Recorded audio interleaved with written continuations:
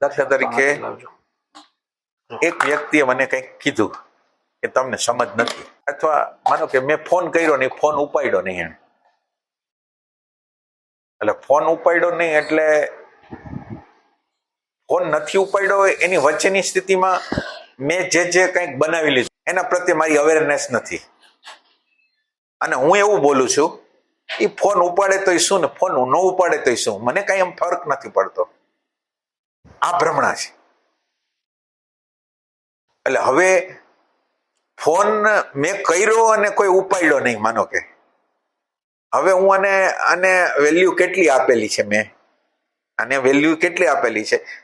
હવે આમાં તમે જાગૃતિ રાખી શકો ને, એટલે જાગૃતિના સ્થૂળ જાગૃતિ તો માનો કે તમારું અપમાન થયું ને તમને ખબર પડે એ તો વાત બરાબર છે, પણ આ ફોન નો ઉપાડ્યો ને તમને કંઈક થયું, માનો કે તમે આ એન્ટર થયા, ચા લઈને એન્ટર થયા, અને ચા લઈને એન્ટર થયા પછી તમે ચાના કપ ને બધું ગોઠવતા હતા, એ દરમિયાન તમને એક વિચાર આવી શકે કે આ લોકો બેઠા છે અને હું તો ચા લઈ આવ્યો ના, એટલે આ ફ્રેક્શન ઓફ સેકન્ડ ની અંદર વિચાર આવી જાય. તમે વ્યક્ત કરો ન કરો એ કોઈ અલગ વાત છે, પણ ફ્રેક્શન ઓફ સેકન્ડ ની અંદર વિચાર આવી જાય, અને એ વખતે જો તમે જાગૃત થઈ ગયા તો તમારી જાગૃતિનો પ્રકાર વધી ગયો. એટલે જાગૃતિને વધારવાનો ઉપાય એવો છે કે જ્યારે ત્યારે જે પ્રસંગો બને છે એનાથી વાકેફ થવાની વસ્તુ. સ્થૂળ પ્રસંગોથી તો વાકેફ થઈ જાય, નાની નાની ઘટનાઓમાં કોણ થઈ જાય.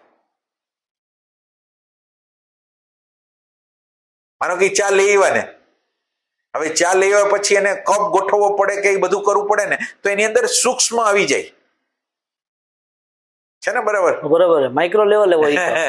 એટલે માઇક્રો લેવલે એ ઘટના ઘટી જાય. માનો કે અત્યારે મેં એને એમ કીધું કે તમે ન જવા જાય, તો અંદરની ઈચ્છા તો એમ છે જાય છે ઈ, અને જાશે એટલે કઈક રેકોર્ડ કરશે ને. એટલે કહેવાનો તાત્પર્ય એ છે, આ મહત્વનું નથી, પણ એના પ્રત્યેનું તમને ભાન થાય ને, તમારી જાગૃતિનો પ્રકાર બહુ અમાપ થઈ જાય, તમને આ ખબર પડે છે તો કામ કરશો ને એના ઉપર એમ. એટલે નાની નાની જે અંદર ઇવેન્ટ છે એની પ્રત્યે સભાનતા, એની જાગૃતિ. હા, એમ કહું છું. હવે મોટી વાત જવા દે, મોટી વાત આ ઝીણી એક વિચારોની એક સેકન્ડ એમને તો કાઢી શકશું ને. માનો કે અત્યારે વિચાર આવી ગયો, પણ મેં તો વ્યક્ત ન કર્યો તો બરાબર છે, વ્યક્ત ન કર્યો તો બરાબર છે, પણ મેં તો એને મારા અંદર દાબી હોત દીધો.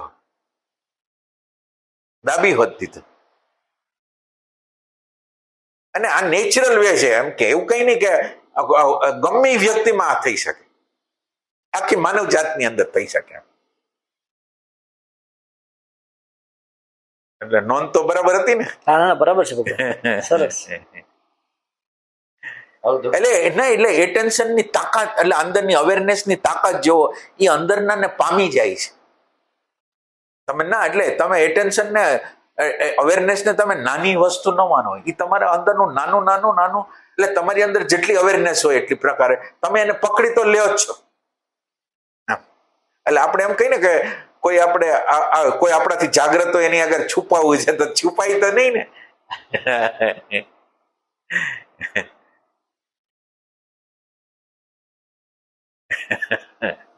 એટલે કુદરતે બધું ખુલ્લું જ મૂક્યું છે. ખરેખર મિસ્ટ્રી બધા કરે છે, મિસ્ટ્રી કઈ નથી. આ તો આપણી આગળ ચશ્મા બરાબર નથી એટલે મિસ્ટ્રી લાગે છે, બાકી મિસ્ટ્રી નથી. બધું તમારી ખામી જ બધું બની રહ્યું છે, તમને જોતા આવડે તો. બધા ખુલ્લા જ છે, ભલે એ અંદર માણસ જાત પોતાની અંદર જે દબાવતું હોય, પણ આમ ખુલ્લા જ છે જો તમારી આગળ જાગૃતિ છે તો.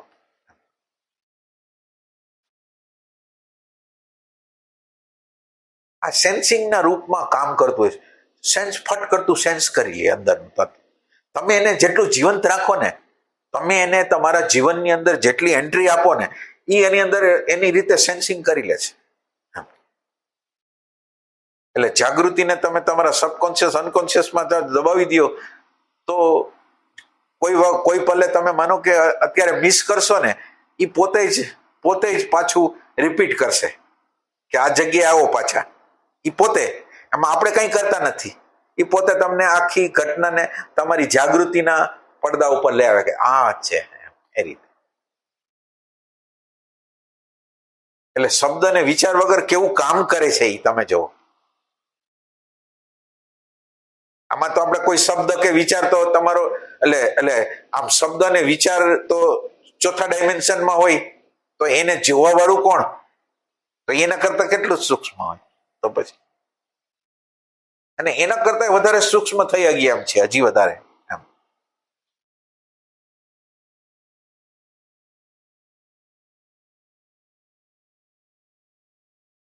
એમાં શું થાય, તમારી ઉર્જા કેટલી બગાડો તમે, તમારે કેટલા રૂપિયા બનાવવા પડે, કેટલું કરવું પડે. એટલે ઇમોશન ન હોય એના માટે ઇમોશન ખોલવા માટે આ છે. તમને જો ઇમોશન ખુલી ગયું હોય તો હવે આ વસ્તુને છોડો અને તમારી સુરતાને સાધવાની પ્રયત્ન કરો.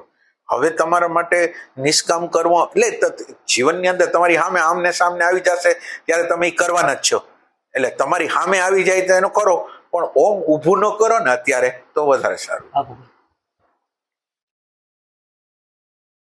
એ ભગવાન એમાં વાત કરું, જેવી મારી હાઈટ આવે ને અંદરની ભગવાન, ઉચ્ચ સ્થિતિ આવી જાય ને, એ પછી રજોગુણનું બીજું પૂર આવતું હતું.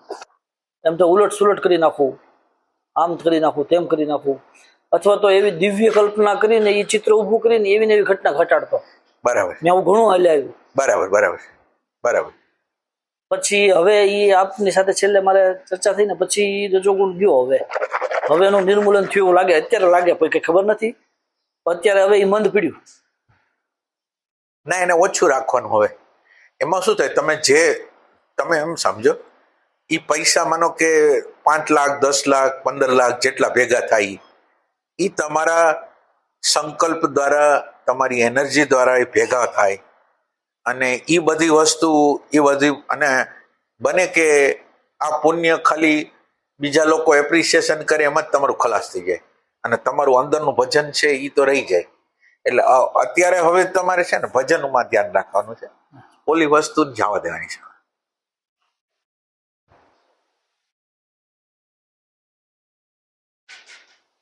જેવી ભગવાન હાઈટ આવી જાય ને એ પછી સર્જન શક્તિ કઈક અલગ જ આવતી હતી. ના, એટલે સર્જન શક્તિ નહીં, એને વેસ્ટ ઓફ એનર્જી કહેવાય.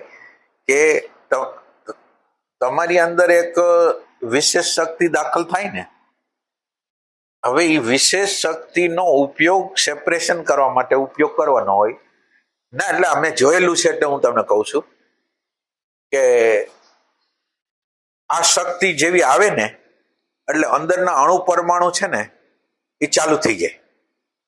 હવે બેહોશીનો પ્રકાર એવો થઈ જાય કે આ ચાલુ થઈ જાય, એના દ્વારા કલ્પનાઓ નિર્માણ થવા માંડે અને એના દ્વારા સંકલ્પો દ્વારા એ ચાલુ થવા માંડે. એટલે વસ્તુતા એ તમને જે એનર્જીનો ઉપયોગ સેપરેશન ન કરવાનો હતો એ એનર્જીનો ઉપયોગ તમે તમારા સંસ્કાર મુજબના કર્મમાં કરી નાખો, એ ટાઈપની વસ્તુ.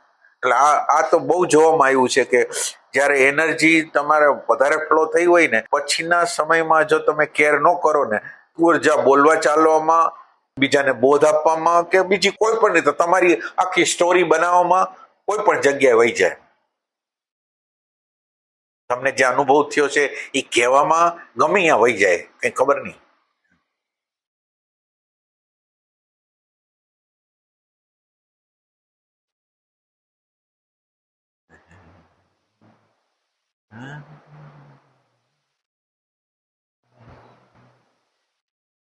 મને એમ છે ભગવાન તમારી દ્રષ્ટિ પડી ગઈ ને એ ત્યારથી આ બંધ થઈ ગયું. નહીતર આ બહુ સ્ટ્રોંગ હતું, ઇવન મારું ધ્યાન નહોતું જતું. અચ્છા, થઈ છે કૃપા જ. બરાબર. જ્યારે જાગૃતિ આવશે ને ત્યારે તમને એ ખ્યાલ આવશે કે એ કર્મ કેવી રીતે થતું હતું. પછી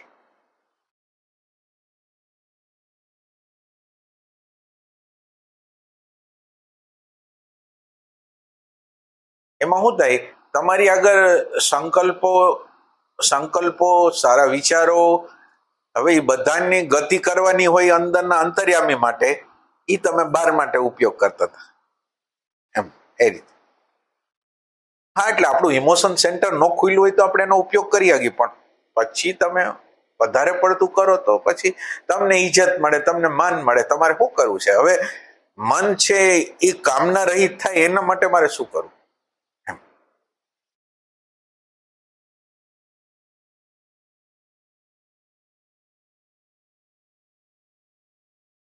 આ ભગવાન, આ ખરેખર ધન્યતા કહેવાય કે આ ઉંમરે ઉભા રહીને આ જ્ઞાન મળે છે.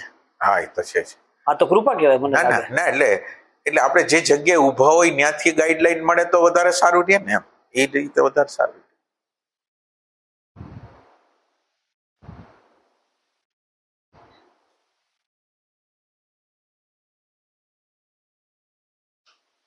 એટલે આમ ભગવાન, આમ તમારા સંશોધનો અમને કેટલા મદદરૂપ થઈ શકે. નહીતર જો ઈ સંશોધન અમારે કરવાના આવે ને, આપણે ઉદાહરણ લઈએ કે થોમસ આલ્વા એડિસને બલ્બની શોધ કરી, તો હવે અમારે બધાને સમાજને તો વાપરવાનું છે. પણ થોમસે કેટલી મહેનત કરીને થોમસને ખબર. હા હા, એ વાત સાચી, એ વાત. એમ ભગવાન, તમે જે કઈ અંદરના જાગૃતિથી આ બધી વસ્તુને આખો પ્રકાશમય કર્યું, નહીતર આ એક તારણ કાઢતા અમારે, મને એમ લાગે 4, 5, 10 વર્ષ. ના ના, ઘણા વર્ષ. હું સસ્તું બોલું છું, નહીતર કેટલા જન્મ વયા જાય નક્કી નથી. સાચી વાત છે, એ વાત સાચી, સાચી વાત. હવે ખાલી આને વેરીફાઈ જ કરવાનું રહે. હા, બરાબર.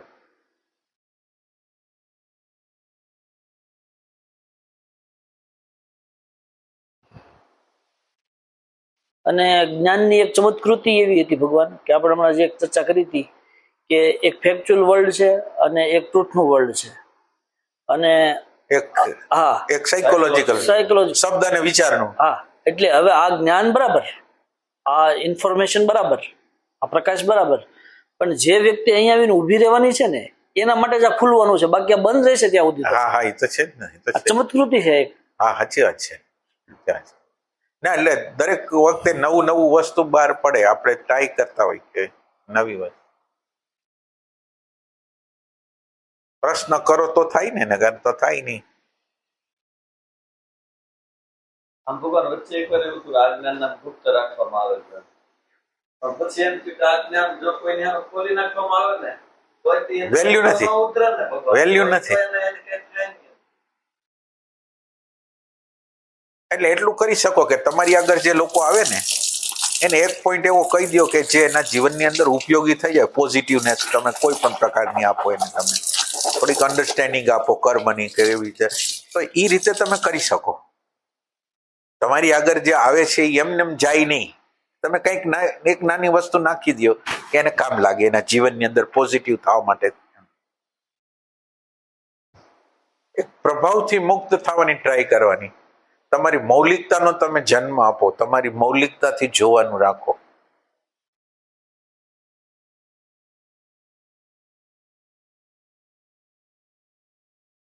તમારી આંખથી તમે જોશો ને તો એટલે તમારી ડિપેન્ડન્સી એટલી ઓછી થશે. તમારી આંખથી તમે જોશો.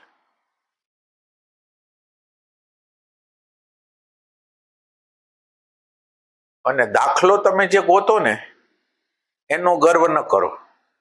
તમે મને કંઈક સમજાવવા માટે ટ્રાય કરો છો ને, ત્યારે દાખલા ગોતી આવો છો ને, ત્યારે એની અંદર સૂક્ષ્મ રીતે કંઈક નવું સંશોધન કર્યું હોય ને, એની તમને અહેસાસ થાય છે. એ છોડી દે. એ ખરેખર થાય છે કેવી રીતે? એટેન્શનને લીધે થાય છે. એટલે એ એટેન્શન જેણે આપ્યું આપણને, જ્ઞાન જેણે એટેન્શન આપ્યું એને આપો. હા, એટેન્શનથી થયું, મારાથી નહીં. અત્યારે આપણે મારા ખાતે જે જમા કરી છે, એટલે એ એટેન્શનથી થાય છે. એટેન્શન છે એ ડિવાઇનની ક્વોલિટી છે, મારી નથી. એટલે એ વખતે જે સૂક્ષ્મ ઈગો આવે છે ને, એને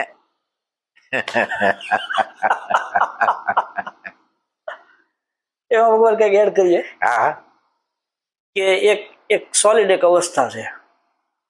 હવે એમાંથી જયારે ફોલ ડાઉન થાય ને, એટલે નીચેની અવસ્થાની અંદર, ત્યાં પછી બધી ઘોષણાઓ ચાલુ થાય છે. બરાબર.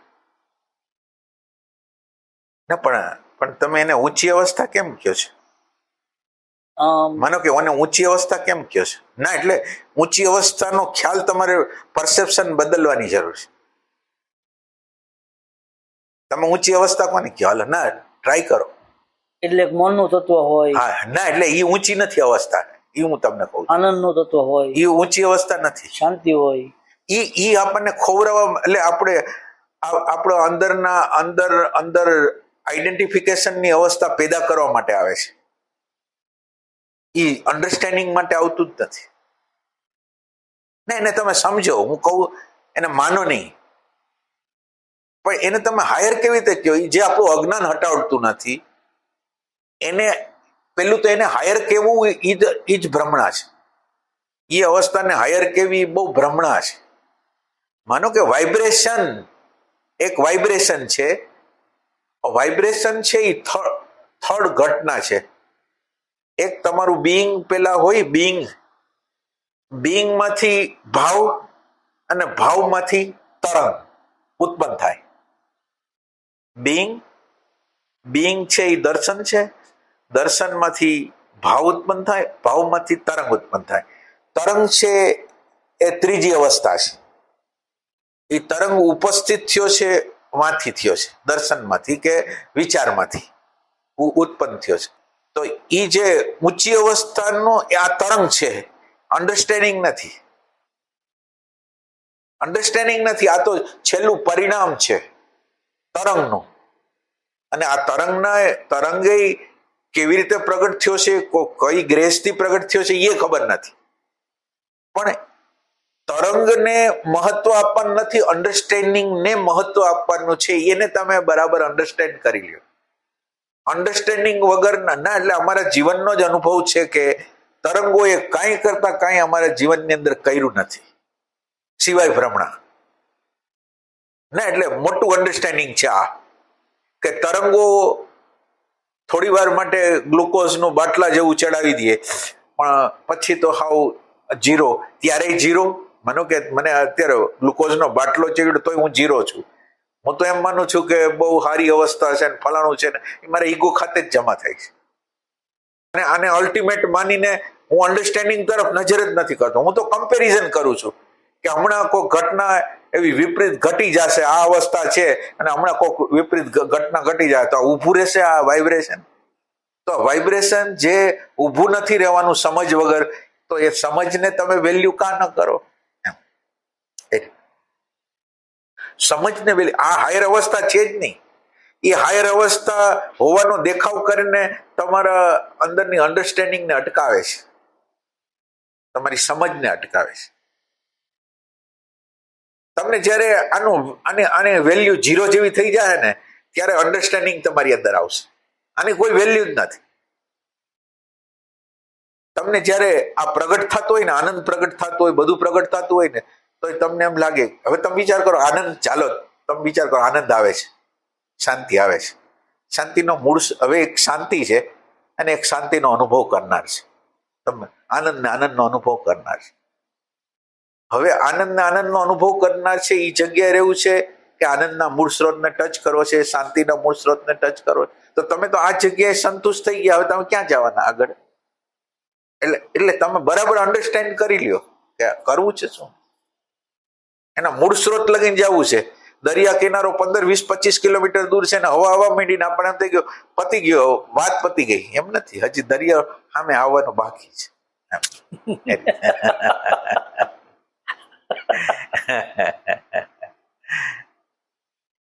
ના, એટલે અન્ડરસ્ટેન્ડિંગ ને વાઇબ્રેશન વચ્ચેનો તો ફરક તો જોવો જ પડશે. એ વાત તો બરોબર. ભગવાન આમ એક મુક્ત ચર્ચા કરું છું. આમ એવું નહીં હોય ભગવાન કે એક આખો દોર હોય, એમાંથી પસાર થયા પછી એની નિરર્થકતાનું જ્ઞાન થાય. ખરું આમાં તો કાંઈ નથી. અને હવે જીવ પોતે ખોજ કરે કે ના, હવે એક એવી પરમેનન્ટ વસ્તુ જોવે છે કે સુખ દુઃખના ઓછાયા જોતા નથી. એમ એનો ક્રમ એવી રીતે હશે ભગવાન. એટલે તમે અત્યારે સમજવાનું પોસ્ટપોનમેન્ટ રાખો છો. અત્યારે જ હું તમને સમજાવું છું, હવે તમે એને આગળ ક્યાં લઈ જાવ છો? હું તમને અત્યારે સમજાવું છું ને. હા, એ તો બરાબર. માનો કે તમે આમાંથી પસારી થઈ ગયા છે ને, તો હવે તમારે હજી આને કેટલે આગળ લઈ જવું છે? ના, એટલે તમે જ કહો તમારે કેટલે આગળ લઈ જવું છે હજી આ અનુભવને કેટલે લાગે? એટલે અત્યારે તમે જે પ્રશ્ન કરો છો એ અત્યારે સમજવા માટે ને પોસ્ટપોનમેન્ટ છે. અત્યારે જ છે.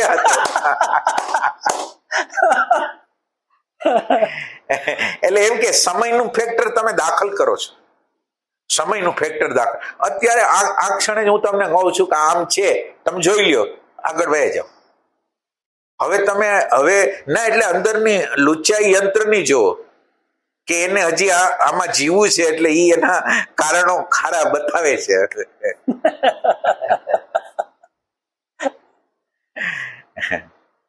કા આ ક્ષણે કા ક્યારેય નહીં, એવી વસ્તુ છે. આ અસરકારક વેધક સવાલ છે કે હવે ક્યાં સુધી એમ. આ તો we have been pass through. હા, આમાંથી તો પસાર કેટલી વાર પાસ, કેટલી વખત. હા, અને છતાંય ના, એટલે એ અન્ડરસ્ટેન્ડિંગ નથી લેવી, એટલે ના, એટલે કેટલું સરસ રીતે તમે સાધક તરીકે પ્રશ્ન કરો છો, કેવો સરસ એમ. એટલે લાગે એમ કે આ તો બહુ સારું વાત વગેરે છે એમ.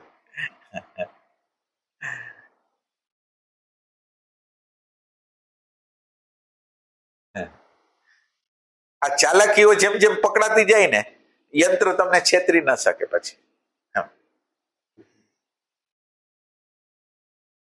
અને એક વસ્તુ યાદ રાખી લ્યો, પ્રશ્ન અત્યારે જ પ્રશ્નની સામે આવી જાવ, નકર ક્યારેય નહીં આવો. પ્રશ્ન સોલ્વ થાય ન થાય એનો આપણને, હું તમને નથી કહેતો પ્રશ્ન સોલ્વ થઈ જશે અત્યારે. પ્રશ્નને સામે આવવાની પ્રક્રિયા જ આપણે કરતા નથી. પ્રશ્ન માનો કે આ પ્રશ્ન અત્યારે માનો કે આ પ્રશ્ન છે કે આ વાઇબ્રેશન કરતા સમજની વેલ્યુ છે, આ પ્રશ્ન છે. હવે આ પ્રશ્નની અંદર શું કરવાનું? પ્રશ્નની અંદર શું છે? તમારે આ પ્રશ્નની સામે આવવાનું છે. હવે પ્રશ્નની સામે આવવાને બદલે પ્રશ્નને સમયમાં કન્વર્ટ કરો છો. એટલે પ્રશ્ન માનો કે અત્યારે તમને જે કહેવામાં આવ્યું છે એના ઉપર જ તમે રહ્યો તો આ પ્રશ્ન નહીં આવે. એટલે આ જે સાધક લોકોએ મહત્વની વસ્તુ એવી છે કે પ્રશ્ન જ્યારે આવે ને, કમસે કમ પ્રશ્નની સામે આવી જાઓ. પ્રશ્ન સોલ્વ થાય કે ન થાય, પણ સોલ્વ થવાની પ્રોસેસ ચાલુ થઈ ગઈ. જેવો પ્રશ્ન થયો ક્રોધનો, લોભનો, મોહનો, ભયનો, રાગનો, આ જગ્યા છે કે હવે એ રાગને તો એમ તો દૂર કરતા વાર લાગે, આ ક્રોધને દૂર કરતા વાર લાગે, એ જવા દો. એ સમયનું નિર્માણ કરે છે, એને જવા દો. ક્રોધ છે ને તમે એની સામે આવી શકશો? પ્રશ્નની સામે જોઈશ. પ્રશ્નને તમે બે સામસામા, આમ સામે, ખાલી તમારી સાધકે ખાલી આ નેટ પ્રેક્ટિસ કરવાની છે કે પ્રશ્નની સામે આવવાની પહેલા ટ્રાય કરવાની છે. પ્રશ્ન સોલ્વ જ્યારે થશે ત્યારે. પણ અત્યારે પ્રશ્નથી જે ભાગવાની જે પ્રોસેસ ને સમયનું નિર્માણ કરવાની જે પ્રોસેસ છે ને, એ બરાબર નથી. અને એના દ્વારા પ્રશ્ન ક્યારેય સોલ્વ થવાનો નથી. એક આ વસ્તુ ગાંઠવાડી.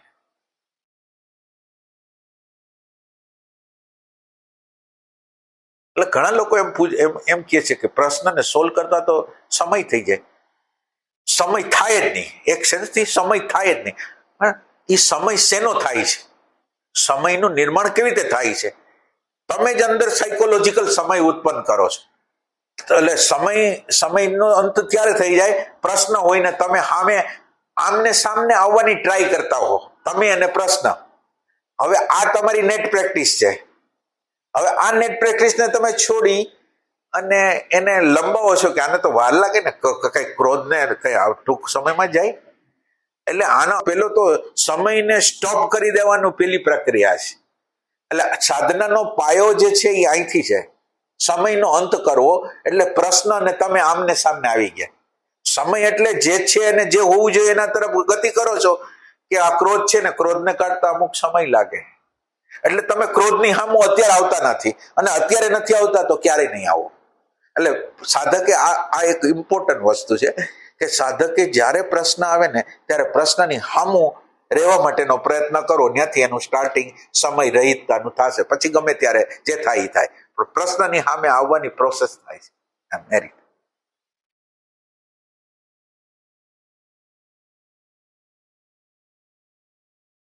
સમજાય છે બધાને?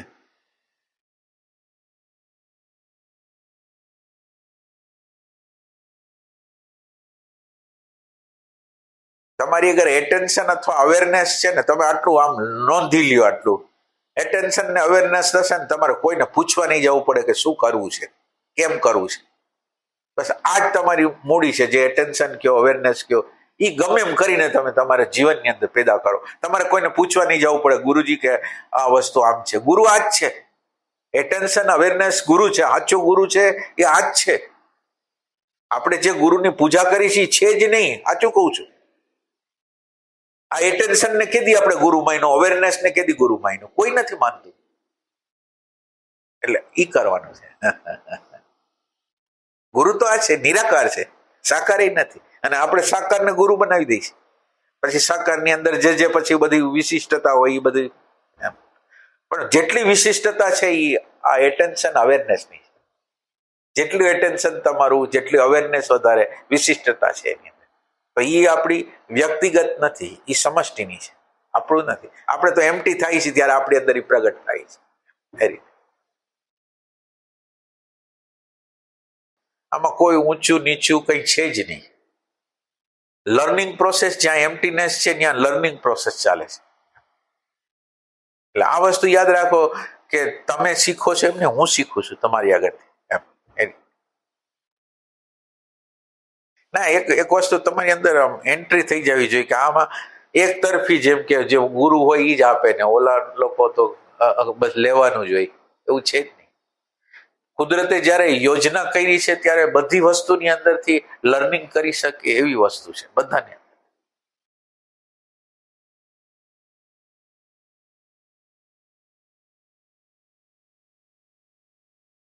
અને કેવું અંધારું આપણી અંદર છે કે આપણે બીજાના અભિપ્રાયો, બીજા લોકોના અભિપ્રાયોથી, આપણી આંખ વગરના આપણે છીએ કે બીજાના અભિપ્રાયોથી જ આપણે હાલવાનું છે. વધારેમાં વધારે લાચારીની અવસ્થા એવી છે કે આપણે આપણી રીતે મૌલિક રીતે જોઈ નથી શકતા.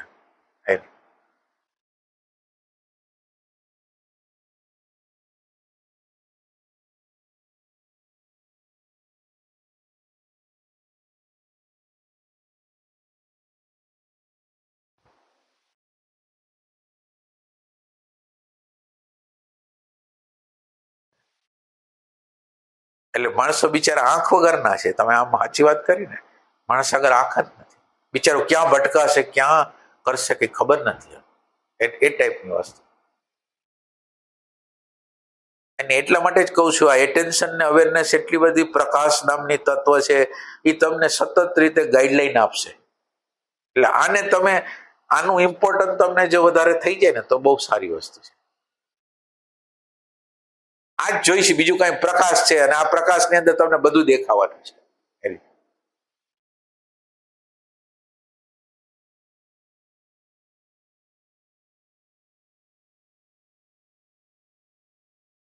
આપણે જે વસ્તુ કરવા માટે તૈયાર થયા છીએ ને એની વેલ્યુ જેટલી જોઈ ને એટલી નથી સમજાણી.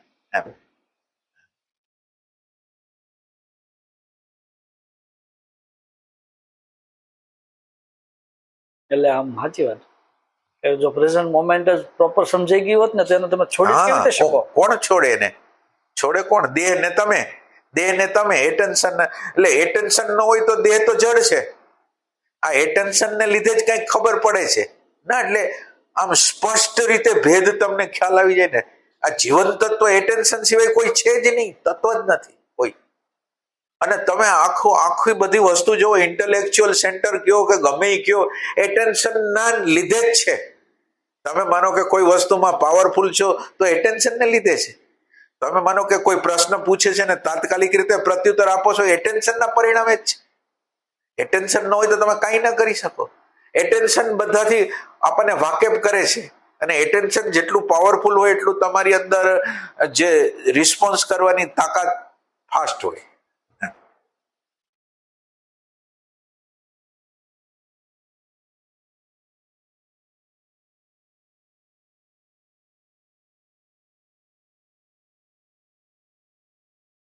તમને કઈ ખબર પડે કે ન પડે, આપણે બધા હારે પ્રેમથી, આપણા ઘરના હારે, આજુબાજુના લોકો હારે બસ પ્રેમથી જીવવાનું છે, શાંતિથી જીવવાનું છે.